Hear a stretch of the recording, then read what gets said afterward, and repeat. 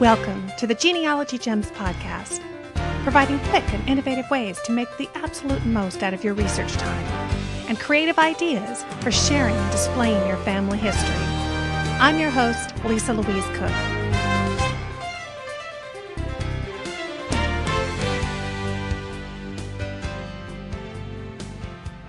Hello, everyone, and welcome to episode 77 of the Genealogy Gems podcast, the official episode of Baby Watch December 2010. Yes, here at the Cooke household, we are on Baby Watch, waiting for the next leaf on the family tree, our first grandchild, and I could even say grandson. And let me just tell you, having a boy coming into the family is big news around here. My husband's only male partner in crime has been our dog, Howie. And if you've been listening to the show for a while, then you've probably heard me mention that Bill's uncle had 7 girls trying to have a boy. Never succeeded.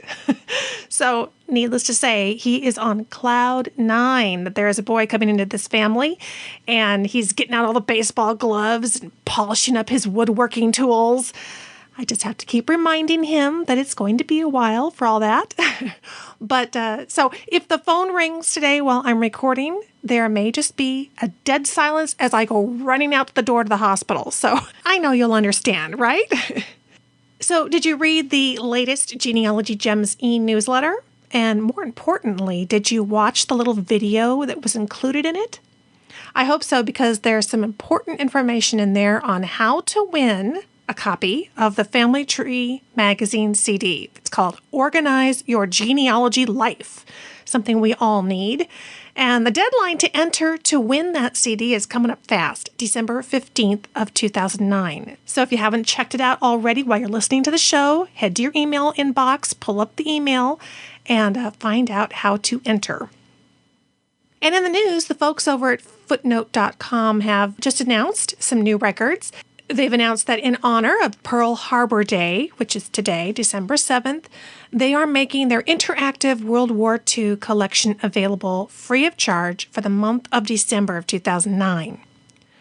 The collection includes the interactive USS Arizona Memorial, and it features over 10 million records, documents, and photos from the National Archives. The interactive USS Arizona Memorial is pretty special. I was checking that out. It lets you view the actual wall of names, and you can search for those in your family there on the wall. And an interactive box for each name on the wall features additional information about each veteran and includes a place where anyone can contribute photos and stories. Now, this collection also includes the missing air crew reports, Pearl Harbor muster rolls, U.S. Air Force photos, submarine patrol reports, Japanese air target analysis, Army JAG case files and Navy JAG case files, naval press clippings, I have to check that one out, Allied military conferences, and Holocaust records. I think these types of records are really well suited to Footnote's website and that interactive element that they always incorporate, because with over 2 million World War II vets still living, those veterans can really enhance these records with their firsthand accounts and photos, which go such a long way to ensuring that we never forget. So to experience the interactive USS Arizona Memorial and all these World War II records, you can visit footnote.com/WWII. And of course, I'll have a link for that in the show notes. Okay, well, time to hear from you. We're going to do that. We're going to head right over to the mailbox.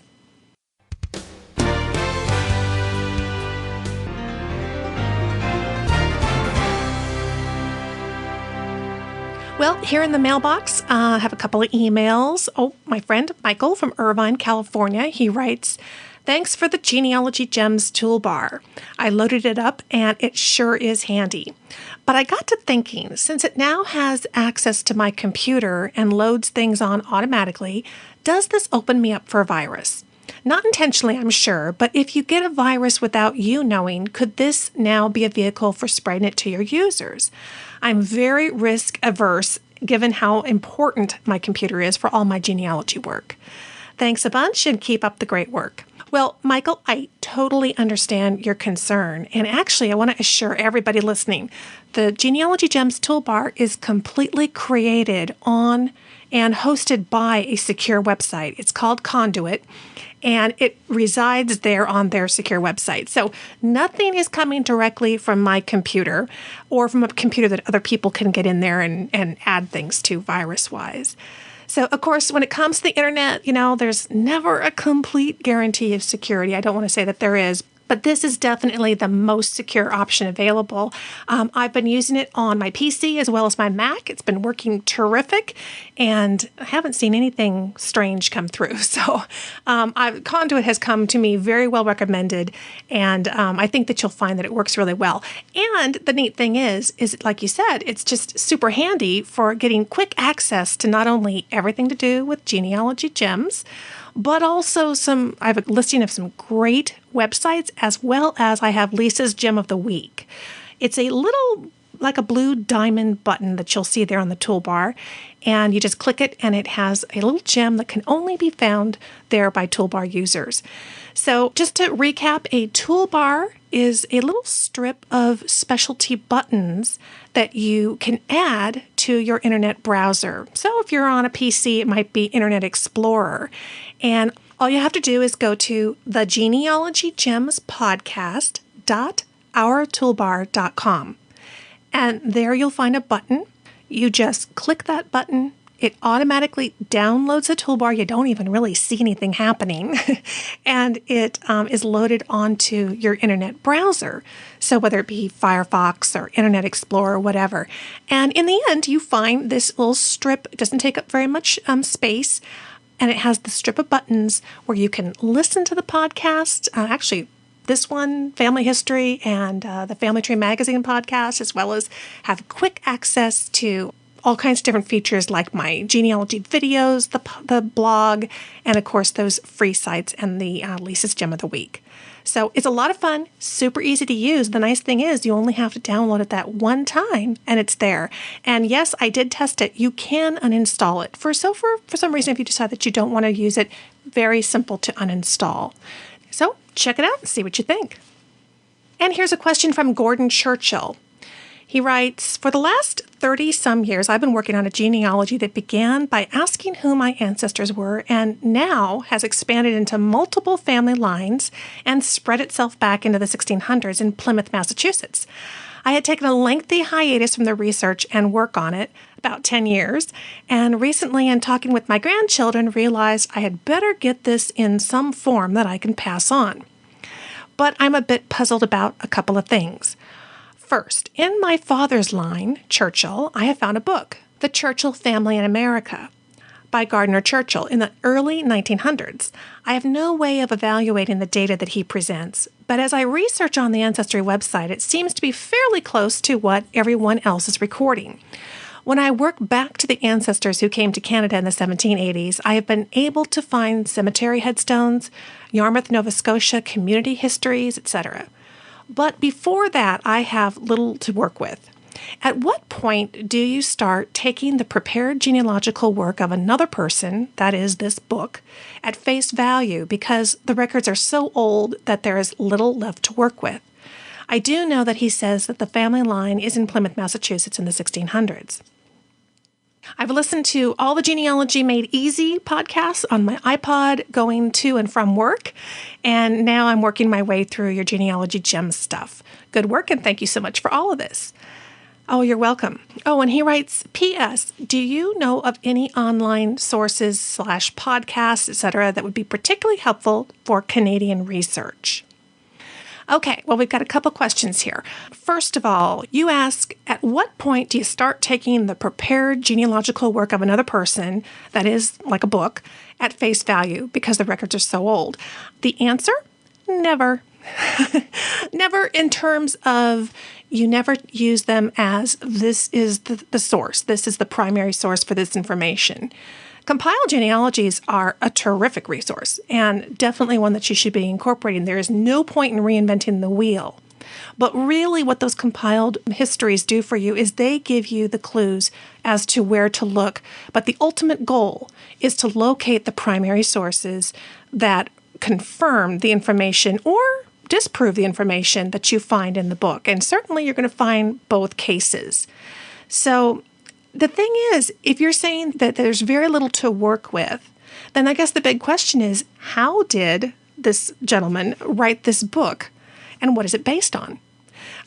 My guess is that there must be records out there that can help confirm the information that he wrote in the book, and you might have to do some digging. Check with local historical societies, local libraries, even libraries around the country.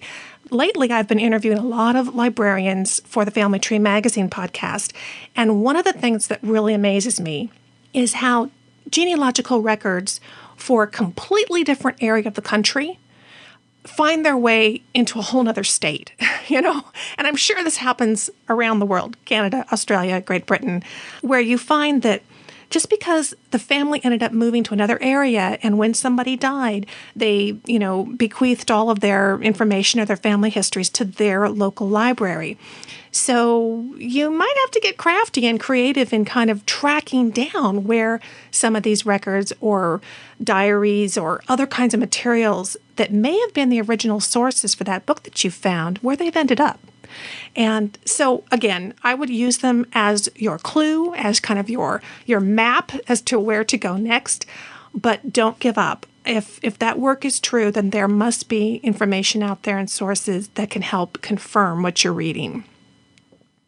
And you asked about resources, podcasts in particular, for help with Canada. There really isn't a podcast that I know of specifically about Canadian genealogy, but there is one on Canadian history, which looks pretty promising. It is called Canada's History Magazine, The Beaver. Try doing a Google search on Canada's History Magazine, The Beaver. They have a website. I believe it's in iTunes as well. I'm pretty sure that's where I found it. So I will have a link for that in the show notes for this as well. And again, you might also check with the Canadian National Archives to see what they recommend. I don't think that the Canadian Archives yet has their own podcast, but they may have some that they could recommend to you. So that might be a place to go. And finally, did you watch the new TV show, Find My Family? Well, alert listener Phil Haye wrote in to say that it premiered on ABC last Monday night at 9 p.m. here in the U.S., and it looks like it focuses on finding lost relatives and would be of particular interest to folks who were adopted or whose family has experienced an estrangement, like the family of Crystal Bell, who I interviewed on the Family History podcast. It's from the creators of Extreme Makeover, Home Edition, Kid Nation, Wife Swap, and Super Nanny, so expect lots of tears and lots of drama, but it might be of interest. I know I've got it recorded on my DVR. I haven't sat down and watched it yet, but I will. And I will have a link to a blog post that Phil Haye did about the show so that you can get more information. Well, thanks for writing in, everybody. And if you want to contact me, write in with a question or comment. You could reach me at genealogygemspodcast@gmail.com. Or better yet, leave a voicemail on the voicemail line, 925-272-4021. I can't believe it. I'm done with my Christmas shopping, and I was able to get just about everything on the list by shopping online at Amazon.com. No traffic, no crowds, and nobody telling me, oh, sorry, that's out of stock. It has been wonderful, and I have a lot more time now for my family.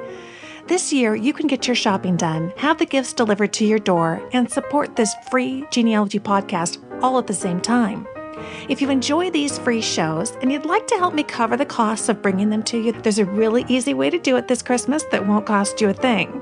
Here's how it works. Go to my website at genealogygems.tv and click the Amazon link, or use the Amazon search box in the upper right-hand corner of the homepage. And no matter what you buy, you financially support the show. The price you pay is exactly the same, but Genealogy Gems receives a small percentage for referring you. It's just that simple. And if you're going to load up your iPod or the iPod of someone you love this Christmas, I've got an iTunes banner at the bottom of the homepage that you can click. And again, your purchases will help make this podcast possible at no additional charge to you. So if you enjoy the podcast, let your mouse do the shopping through the ads and links on the Genealogy Gems website at genealogygems.tv. And together, we'll keep new episodes coming for a long time to come.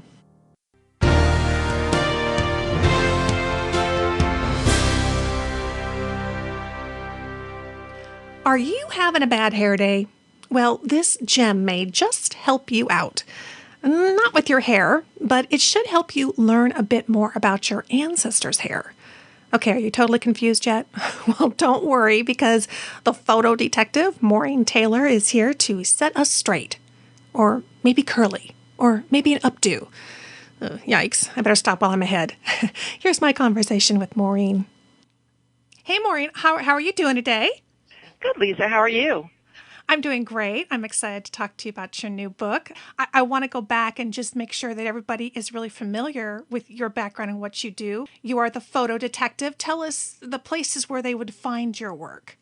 I write for FamilyTreeMagazine.com, and I write my own blog, which is photodetective@blogspot.com. So you can find me on the web. You just search Photo Detective, and all these links come up. So it's really easy. That's about the best way to do it, is to find me on Google.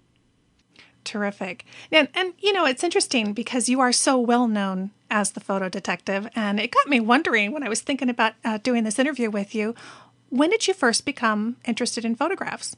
Old photographs. You know, that's a question a lot of people ask me, and I have to tell you that I can't actually remember. It's so long ago. Yeah. See, my mom is really the one who bears responsibility for me being the photo detective, because she used to pull out all these old boxes of photographs and let us paw through them and look at them, and then she'd sit next to us and she'd talk about them, and we'd say, well, what are they wearing, and where was this taken, and who is this, and all that kind of stuff. And she would just go on and on telling us about all these different people and places, and you know, that's when I was a kid. She's getting up there these days, but she did give me all the family photographs this year, and I have to tell you that she can't remember all the stories that she used to tell us when we were kids. I'm working on her. We're getting there one by one. She's remembering, but you know, I wish I'd had a tape recorder when I was 7. Yeah. Oh, don't we all wish that? So even the photo detective has to be the photo detective of your own pictures. Absolutely. And I'm curious too, when did you realize that you wanted to be the photo detective? I mean, that's your focus in your career. Well, Lisa, I don't know how many people know this or not, but I have a background in history, and so I have a master's degree in history. And my first job out of college was, and of course when I was in college, all my papers had to be illustrated papers. You know what I mean? It wasn't just enough to research a historical topic. I wanted to see the pictures from the period, or the illustrations or the paintings or whatever. I'm really into the visual aspects of history even then. And my very first job out of college was working at the Rhode Island Historical Society, and they hired me for 2 part-time jobs that became, put together were one full-time job. So in the afternoon, I worked in the graphics department, and that meant I worked with photographs and film and architectural drawings and prints and all this non-print stuff. Really cool things like Valentine's and Christmas cards and, lots of visuals. And then in the morning, I worked in the genealogy department, the reference department, answering genealogy queries, historical queries, whatever came up. And it was 2 different audiences. The people downstairs never went upstairs, and the people upstairs never went downstairs. Right. And for me, it was always linked. And at some point, I just decided that I was just going to go for it and, become the photo detective and link my 2 favorite interests, which were photography and history. And you've really made that link in this new book. It's Fashionable Folks, Hairstyles of 1840 to 1900.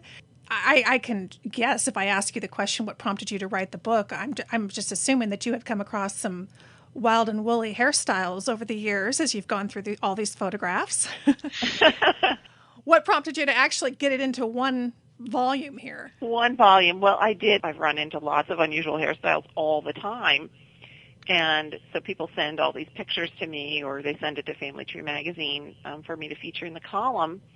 And at some point, I said, I need to write all this stuff down. So I wrote this article that had appeared in the magazine on hairstyles in the family, and it's unbelievably popular. And I did a little YouTube video. Right. Thousands of people have looked at that. And I thought, I think I really struck a chord with these hairstyles, and it's so much fun because how much do we worry about our hair? Mm-hmm. What does it look like? Is it a mess? Do we have a cowlick? Has it straightened? Is it the right color? Oh, look, there's a gray one. You go on and on and on. And then I thought, well, let's do a little research on the history of hairstyles, and let's see if I can find enough pictures to put them together to show the sort of panorama of history in photographs of hairstyles in the family. Well, that brings me up to that question of getting the photographs. You said that sometimes it's your readers who send them to you. I'm guessing that you probably have spent hours also in archives combing through them. How did you decide? It must have been very difficult to pick, which ones were going to make the book. Well, the book, it's very complicated to use somebody else's photograph, and I really put this together over the summer. And summer's sort of a quiet time for some genealogists, and so I didn't put out a lot of call for images for this book. I used a lot of the ones from my own collection, not family, but the ones I collect to write about. Mm-hmm. And then I have a very good friend who also has a huge collection. We go on these photo buying trips, and so she let me scan everything in her collection, and that's a few hundred photographs right there to pick from. And then the Library of Congress. For the really early stuff, the 1840s, I really didn't know that I could find enough 1840s pictures to pull together that one little chapter. But thank God we have the Library of Congress. All the images are online. Oh, absolutely. Good cross-section of them. Well, I love the fact that you not only included photographs, but you also included advertisements of the day. And they really tell us so much about what was influencing our ancestors, don't they?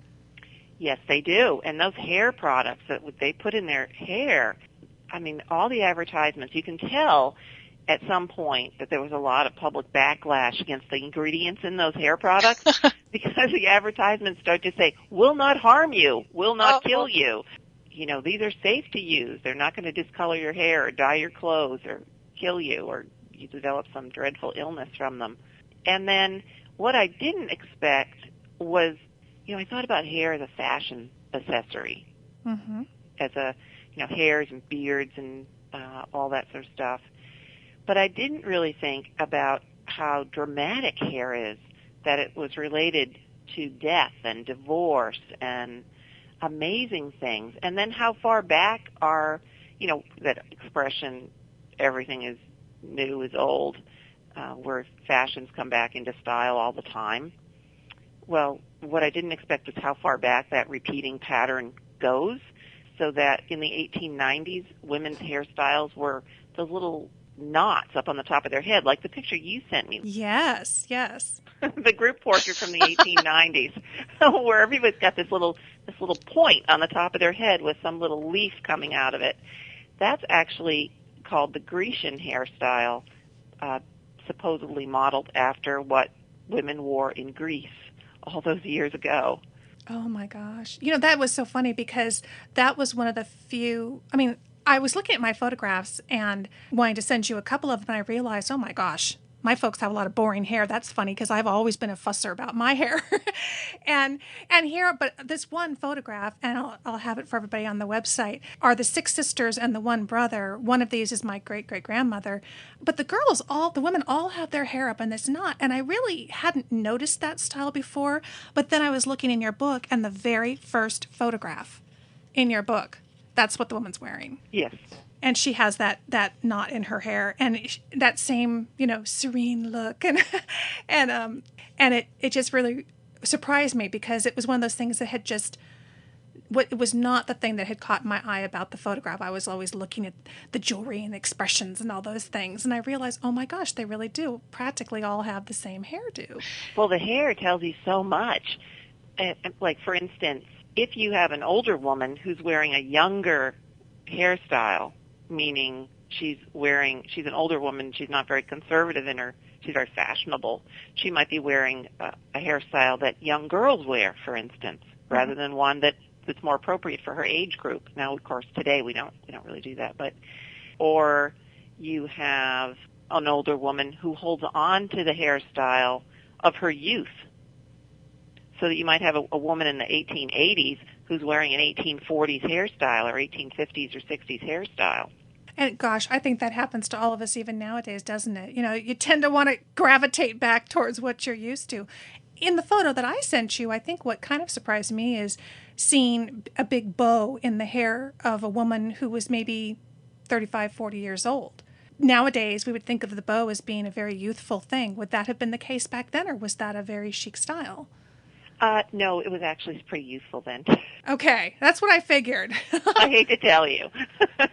Yeah, because I think in looking more closely, I think at least two of them have bows. The other ones have combs and things. Well, in that hairstyle with the cone on top of the head, or the little knot on top of the head, it was fashionable to stick this like a stick pin in that knot on the top of your head, and the stick pin was decorated with things, leaves or little birds, or so that you ended up with a sort of higher hairstyle. And your two relatives, one is younger than the other one, and the one way over on the right, and people will be able to see this, she's got a nice, beautiful black bow tied around her neck. Yes. And in her hair, she has a nice little flat bow tied beneath the knot, top knot on top of her head. And she's appropriate. That's appropriate for her. She's young. She's youthful. She's probably not married, because you don't tend to see that bow in someone's hair when they get older. But the woman standing next to her has this great big bow sticking off the top of her head. Yeah, that's more of a young person's hairstyle. Mm-hmm. Again, in looking at this photograph, you were mentioning that Grecian type knot was very popular for the 1890s. That helps us to date it. And also, I was just thinking about the way that particularly women, now maybe this is true for men, but I'm going to start with women. Women's hairstyle and their hair coverings were also often indicators of even like their marital status and that type of thing. Would that be true to say? What would we learn, and how would it help us to determine, perhaps we're looking at somebody and wondering, gosh, I wonder how old she is, or whether she's married or divorced. Like you said, it kind of spoke to whatever her condition was. Right. Well, in the 19th century, it was very common for older women to wear those little day caps over their head, which I don't cover in the fashionable focus because I was focused on what was underneath the day cap. Yes. But in the sort of, say, early, cusp of, 1899 and 1900, if you see a girl with a great big bow in the back of her head, that generally means that she's pretty young and not married, because once you got married, you were supposed to be a little more conservative. You wouldn't wear the big bow in your hair. Well, we were talking about younger women and girls, and that brings me to the other photograph that I sent you, which was a great aunt of mine named Bessie.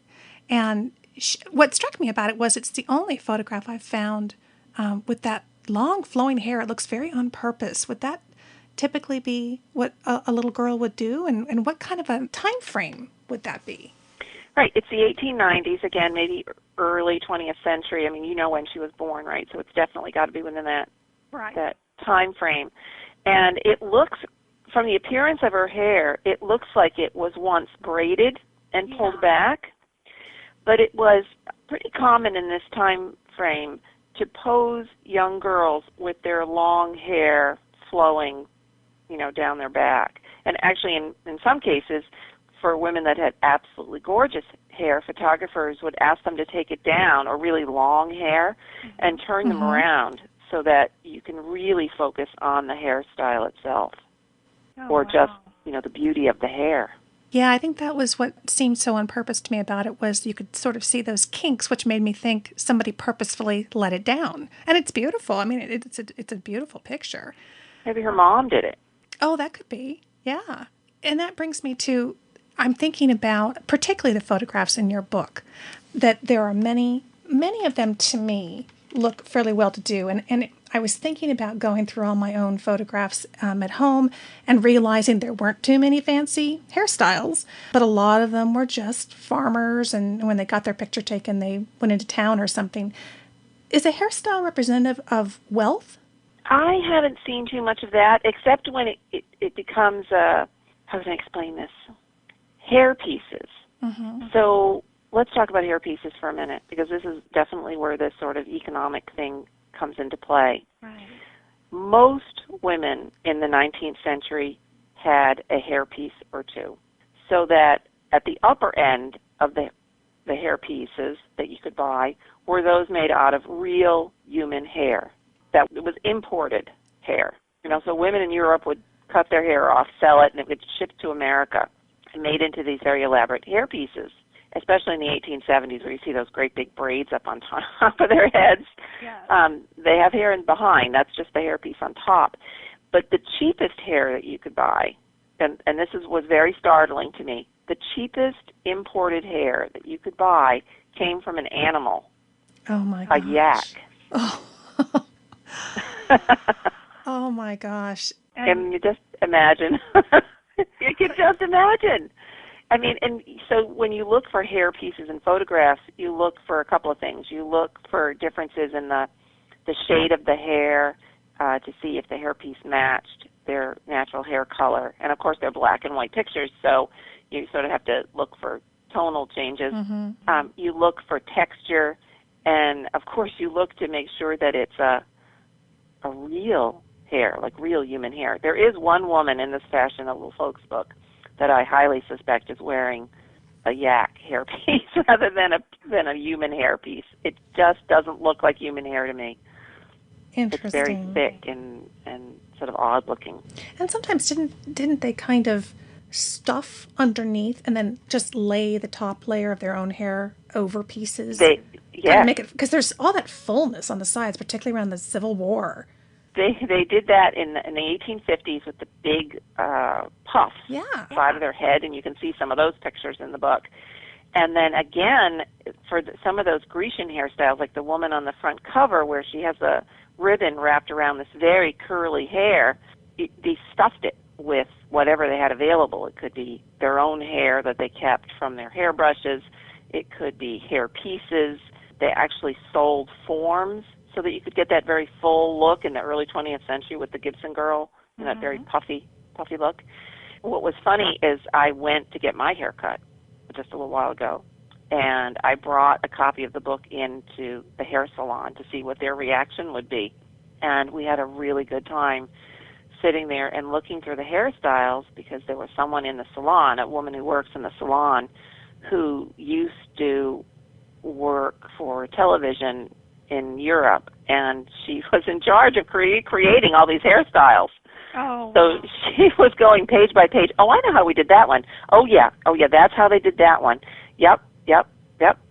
So she would sort of fill me in on all the gruesome details. Now, see, it's so surprising to me in many ways that women had the time to do that. When you think of 19th century and earlier, you just think of, how much harder life was, how much longer it took just to do your basic everyday chores.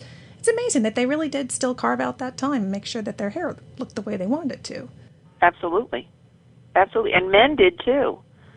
Yeah, and that brings me to, I noticed in the front of your book, you have the fun facts section, which is really fun.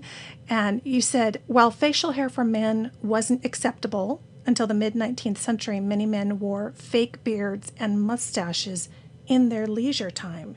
That sounds like, you get out your cigar and you put on your fake beard. What was that about? It's about fashion, Lisa. Yeah. It's all about fashion. There were male hair care products. There were supposedly male curling irons. There was all this fashion stuff with men and their hair that you just don't think about when you're thinking about the 19th century. You're not thinking my great-great-grandfather worried about the hair on the top of his head. Right. But many men did. Well, and when you look at the photos, you realize, that probably would have taken him some time to pull that off. And I'm guessing they must have really been putting a lot of hair products. You talked about waxing their mustaches and things like that. Waxing their mustaches, and then they put this oil in their hair to get it sort of wavy and slick it back or up in some of those curls on the top of their head. And this is men we're talking about, not women. And women reacted to all of those hair care products by knitting and crocheting and sewing these cloths to go on the back of their chairs so that the men's hair care products wouldn't ruin the chair. How interesting. We've all seen that. Our grandmas all had the doily on the back and on the arms. I'm guessing if he was touching his hair, he was probably getting it on his hands. Exactly. So a good deal of that was about the hair products at the time. And also I noticed on page 107 there's the unidentified man from the 1880s, and you said that he sports these full Burnside style mustache and connecting sideburns, but that wasn't the style of the day. This was one, even with men, they would kind of throw back to the look of their youth. Mm-hmm. So does that make it challenging then when you're trying to date photographs? You may be looking at somebody who's wearing a much earlier hairstyle, but it's a later photo. You must have to work in combination with the clothing as well as the hair. You have to use all the details in the picture to figure out when it was taken. But hairstyles, in every decade, in every year, just like today, there's a whole variety of hairstyles that our ancestors could choose from. Those that they wore when they were younger, those that are currently fashionable. Then there's varieties within that as well, based on fashion magazines. And let's not forget the fashion icons of the 19th century. Newspaperman Horace Greeley, who named a beard. It's called the Greeley, and it just grew under your chin. Ah, and that made me wonder too, when you think about communication, it wasn't mass communication the way it is today, but they really did follow national icons of fashion. Mm-hmm. Oh, yes, they did. And Lisa, I am having such a good time with this hair book, as I affectionately call it, the hair book, not Fashionable Folks. Fashionable Folks Hairstyles, 1840 to 1900. As I started researching all the different hairstyles and looking at the pictures, I have a teenage daughter. We often go to the mall. Mm-hmm. And when I go to the mall, I'm looking at the hairstyles on the men, the young men particularly, mustaches, beards, and their hair. Because as I'm sitting there having a snack or watching them pass by, I'm thinking, oh, that's so last century. And so I've created this slideshow, new lecture that I'm going to give in a couple of weeks, that's a humorous look at ancestral hairstyles and the people who wear them today. I'm thinking, are you talking about like these little sections of beard that they do, like a little? Yeah, they're very unique. So old school. It's so old school. And my personal favorite, is Adam Lambert from American Idol. Mm-hmm. In some of his press photos, his hair is combed straight up, and I'm like, that's right out of the 1850s. Isn't that funny? So it's goes so around, funny. Comes around, yeah. Well, and what I love about the book is that all of us have, photographs, and we've maybe overlooked the hair, but now we can look in your book, and you've got this kind of divided up by decades where we can go through and look and kind of match up. I think it's really funny to see, oh, I guess, my great-great-grandmother was just following along with the rest of them, and here you thought it was so unique. But it can also help you date the photographs. And is that kind of one of the ways you were thinking of the book being kind of a tool, particularly for my audience, which is genealogists? And yeah, it's a tool to help you date your family photographs, but more than date them, but interpret them, because the hairstyles really do tell you something about the person. Absolutely. Like we were talking about the style that they adapt, or is it their style from when they were young, or a style that's contemporary, or like in your ancestor's case, she's wearing that bow on the top of her head. And in some cases you just go, what were they thinking? Yeah. What were they thinking? Well, this is terrific. I'm so glad that you joined us today. And the book is a lot of fun. And I love it because I'm a visual person, too. Everybody who listens to this knows that. They often wonder, why are you doing an audio show when you're just a visual? I'm always talking about being a visual person. But I love any kind of book like this that really gives us that greater insight into those pictures, those rare and precious pictures that we have of our ancestors. Maureen, thanks so much for joining us today. Thank you, Lisa. Oh, it was fun to talk hairstyles with Maureen, and her book is a lot of fun, too. Again, it's called Fashionable Folks, Hairstyles 1840 to 1900. And if you want to get a copy of it for yourself, just go to my website at genealogygems.tv. Click the Genealogy Gems podcast icon there, the square box with the family in it, and it will take you to the show notes for this episode, which is number 77. There in the show notes, you're going to find the Amazon ad for Maureen's book. And when you click that to get to Amazon, not only can you pick up this terrific resource for interpreting your treasured family photos, but you'll also be supporting this free podcast at the same time and helping me bring experts like the photo detective to you each week. You know, my favorite photo in the book is page 114, just so you know, and you don't miss page 69. Some of the young guys these days are going to be shocked to see that edgy style they think they're sporting was very chic back in 1860. You got to love it. And if you would like to sign up for Maureen's free e-newsletter, just head to her website at photodetective.com, and you can sign up there to get all the news about Maureen Taylor, the photo detective. Would you like to power boost your genealogy research and break through those brick walls? Well, here's your answer. Become a Genealogy Gems premium member. You'll get members-only episodes every month packed with great tips that you can use right away, and instructional videos walking you through the best internet tools step by step. Our current video series is Solving Your Family History Mysteries with Google Earth. And we also have Google, a gold mine of genealogy gems that helps you get the most out of Google. If you enjoy the Genealogy Gems podcast, then I promise you are going to love being a Genealogy Gems premium member. Hi, Lisa. This is Mike Donovan in Austin, Texas. I just wanted to let you know how much I'm enjoying my premium membership.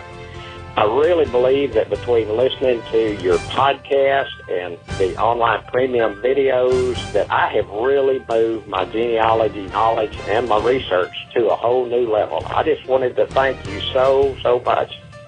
To become a premium member, go to the website at genealogygems.tv and click the Join Today button. Signing up is quick and easy, and online payment is safe and secure. You'll get instant access to the members-only podcast episodes and videos for an entire year. Again, just go to genealogygems.tv and click the blue Join Today button. Genealogy Gems membership. It's where you belong.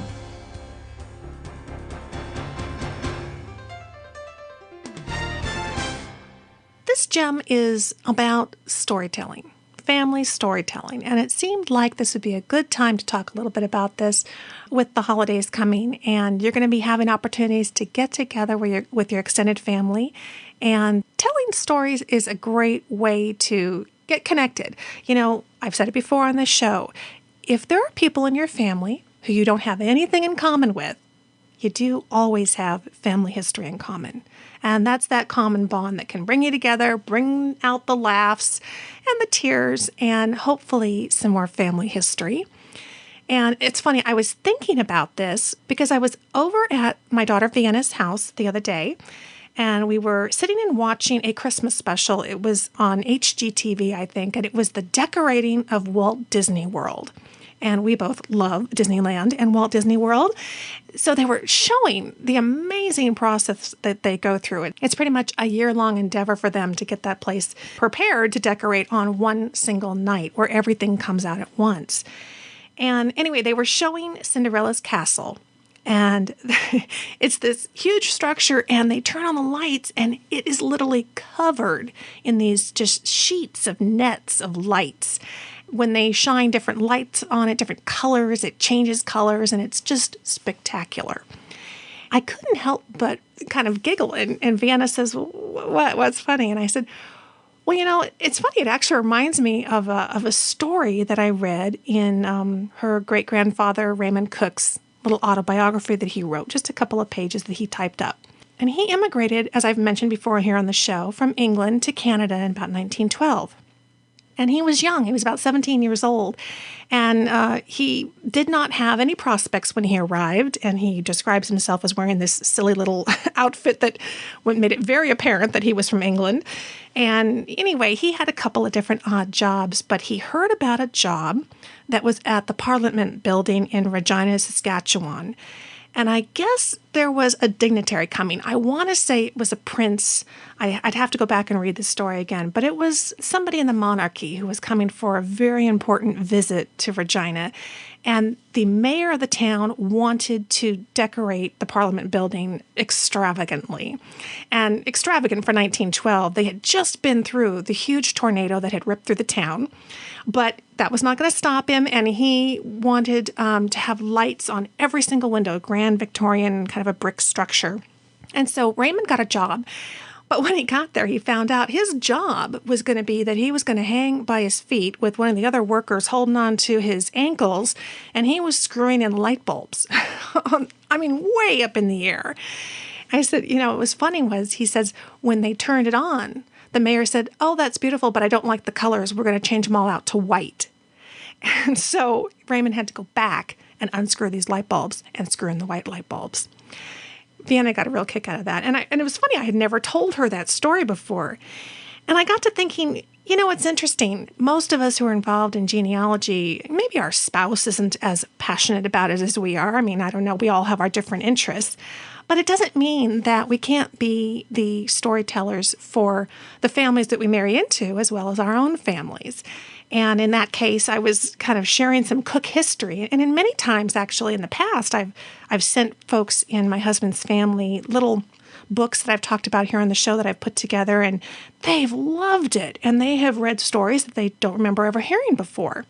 So it's a real honor to be able to not only record and preserve the family history of my own family, but to actually do that for an entire another family.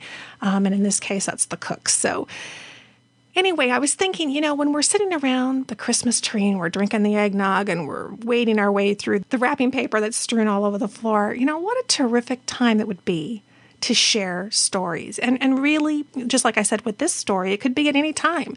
Something triggers something that reminds you of a story that you've heard in your family. And, I hesitated for a second because, Mom is always talking about genealogy. I didn't want to harp on it too much, but she really enjoyed hearing the story, and it was fun to tell it, and we both laughed, and it made me realize that we just kind of need to keep our ears perked for those opportunities where something triggers a memory of a story that we've discovered in our own research that we could then share with family. And certainly these stories would be terrific here with the holidays coming.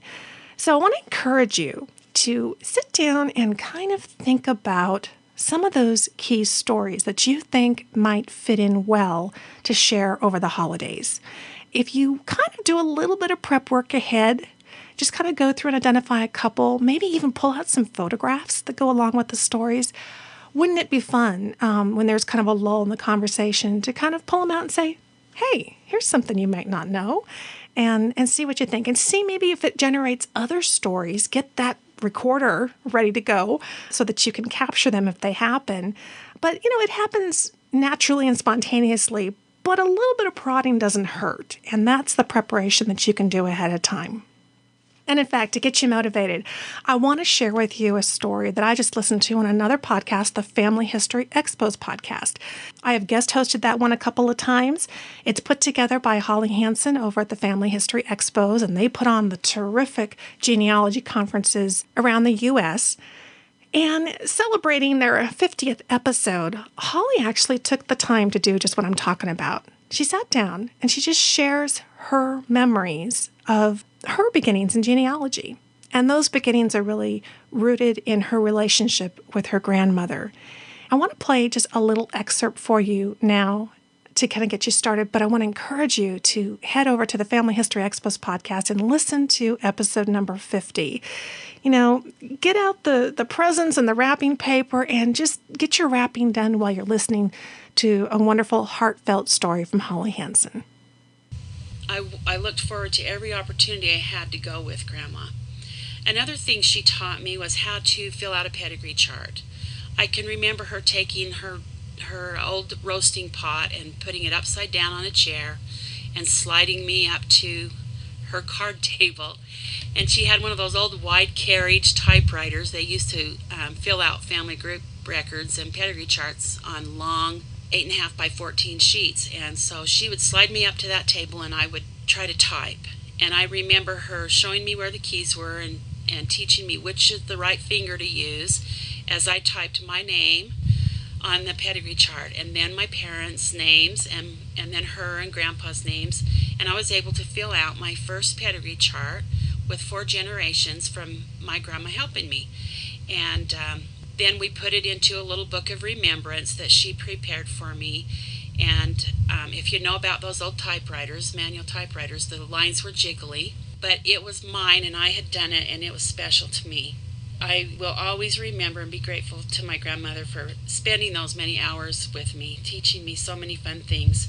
Just after my 12th birthday, Grandma suddenly and unexpectedly passed away from a brain aneurysm, and that was a hard time for me. I still get emotional when I think about it. I didn't think I could go on without my grandmother, but as time attests, the years passed. As a young mother, wanting to know more about my grandmother and how she did it, she'd actually had 10 children, lost one child at birth, and raised 9. And I thought, how did my grandma do it? And I wanted to know more about her and how she did it, raising a family through the Depression.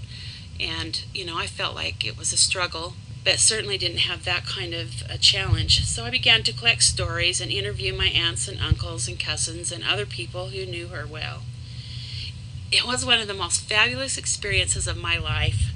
I learned about her strength and the respect that her children have for her. I learned about how difficult it must have been to send a son off to war. I learned many things about my grandmother's character and found that some of my own feelings and the way I approached life was mirrored in the things people told me about her.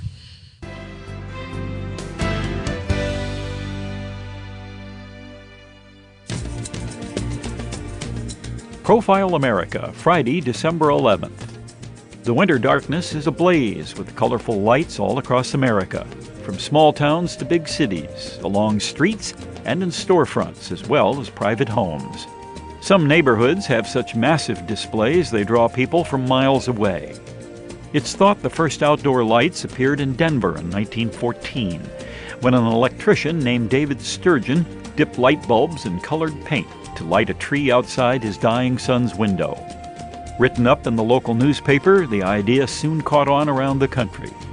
Christmas lights are part of the $2.6 billion worth of electric light bulbs and parts made and sold each year in the U.S.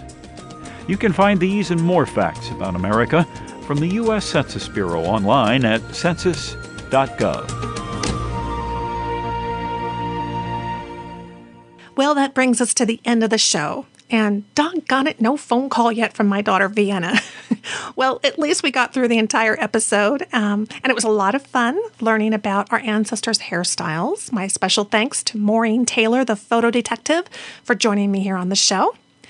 And with grandbabies and Christmas coming, I am not sure what the schedule realistically is going to be for the rest of December for the podcast episodes. So, best recommendation, keep an eye on your inbox for the e-newsletter, which will let you know what's coming up and what's available.